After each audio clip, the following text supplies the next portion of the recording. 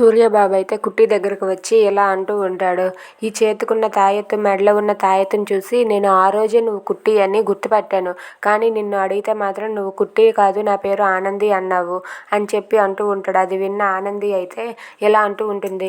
సూర్యబాబు, అప్పుడు చెప్పలేని పరిస్థితిలో ఉన్నాను, కానీ ఇప్పుడు తెలిసింది కదా నేనేమి కుట్టిని అని చెప్పి అంటూ ఉంటుంది. ఇక సూర్యబాబు అయితే ఇలా అంటూ ఉంటాడు.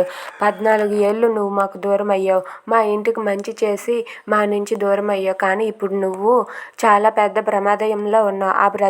ఆ ప్రమాదం నుండి మేము తప్పిస్తాం, మేము మీకు తోడుగా ఉన్నాము అని చెప్పి జ్యోతి, సూర్య ఇద్దరు కూడా కుట్టికి అయితే మాట ఇస్తారు. ఆ మాటలు కుట్టి అయితే చాలా సంతోషంగా ఫీల్ అవుతుంది. ఇంతలో ఇందమ్మ కుట్టి దగ్గరికి వెళ్ళి ఇలా అంటూ ఉంటుంది. ఏంటి నీ ధైర్యం?